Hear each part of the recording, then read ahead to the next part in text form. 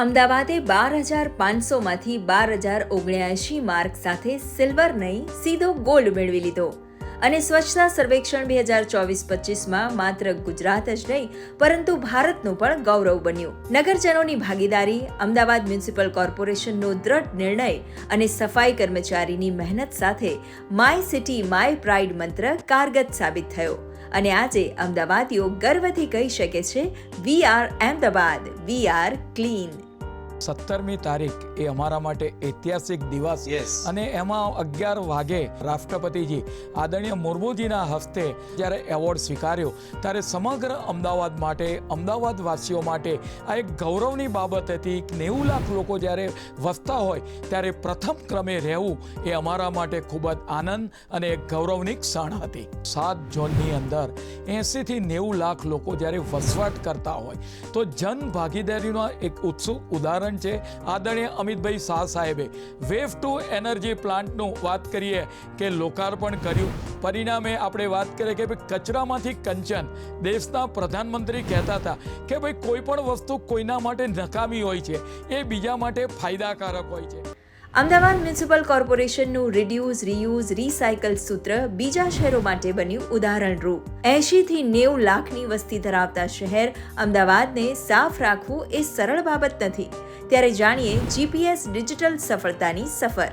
આપણા અમદાવાદમાં જે વેસ્ટ પ્રોસેસિંગ પ્લાન્ટ છે એમાંથી જેટલા પણ કન્સ્ટ્રક્શન અને ડિમોલિશન વેસ્ટ છે એમાંથી આપણને ખૂબ મોટા પ્રમાણમાં પેવિંગ બ્લોક અને દિવાલ કરવા માટે, આપણે બાઉન્ડ્રી વોલ કરવા માટે, દિવાલ કરવા માટે એમના રો મટીરિયલ આ બધું મળી રહે છે. એટલે એનાથી પ્રતિપાદિત એ થાય છે કે કોઈ પણ વેસ્ટ જે છે એ કચરો નથી, એ ખરેખર કંચન છે. પણ એને પ્રોપરલી સેગ્રીગેટ કરવામાં આવે તો આપણને કચરામાંથી કંચન મળી શકે, જે અમદાવાદે પ્રૂવ કર્યું છે. હમણાં જ કોલ્ડ પ્લે રમાઈ ગઈ, 2 દિવસનો કાર્યક્રમ થયો. લોકોએ અમદાવાદની જે સ્વચ્છતા કાર્યક્રમ પત્યો, 1.5 લાખ લોકો પોતાના ઘરે પહોંચી ગયા અને 3 કલાકની અંદર તો મહાનગરપાલિકા બીજે દાડે સવાર પડે વર્લ્ડ કપનો ફાઇનલ પૂરો થયો, 1.5 લાખ લોકો ઘરે પહોંચ્યા. એ પહેલા તો સ્વચ્છ અમદાવાદ જોવા મળ્યું. અમદાવાદ ઉપરાંત સુરતને સતત આ વર્ષે પણ બીજા નંબરનું સૌથી સ્વચ્છ શહેરનો એવોર્ડ મળ્યો છે. તેમજ સોલિડ વેસ્ટ મેનેજમેન્ટ ક્ષેત્રે પણ સુરતને મળ્યો એવોર્ડ. ગુજરાતના પાટનગર ગાંધીનગરને સુપર સ્વચ્છ લીગ હેઠળ 3 થી 10 લાખની વસ્તી શ્રેણીમાં પુરસ્કાર મળ્યો છે. જ્યારે સ્વચ્છતા સર્વેક્ષણમાં પ્રોમિસિંગ કેટેગરીમાં વડોદરા 10મા સ્થાને આવ્યું.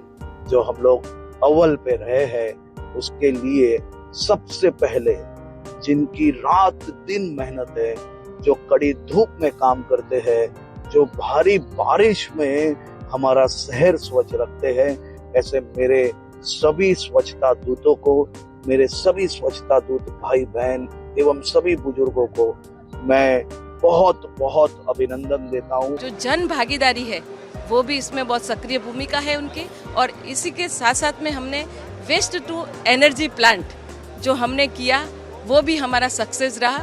આપના થકી જે આપના પ્રયત્નથી આપના સહિયારા સાથે જે આપણને સફળતા મળી છે એ માટે હું આજે સૌ નગરજનોને મારા હૃદયથી અભિનંદન આપું છું. सभी सूरतियों का परिश्रम में, हमारा सफाई कर्मियों का, हमारा वहीवट तंत्र का, हमारा शासकों का, हमारा आदरणीय प्रधानमंत्री जी के मार्गदर्शन में, उनकी प्रेरणा से सूरत आज स्वच्छता में, स्वच्छ सर्वेक्षण में 2024 में टॉप रैंक प्राप्त किया है. ગુજરાતીઓએ સાબિત કરી બતાવ્યું કે ગુજરાતનો રંગ માત્ર ગણપતિ, ગરબા અને ગાંઠિયામાં નહીં પણ હવે સફાઈમાં પણ છે. અને પોલિસી, પ્રાઇડ અને પાર્ટિસિપેશનથી પોસિબલ છે કંઈ પણ. સફાઈ એ હવે કેમ્પેન નહીં પરંતુ કલ્ચર છે ગુજરાતનું. ગુડ ન્યૂઝ ગુજરાત માટે અમદાવાદથી ક્ષમા કામદારનો રિપોર્ટ.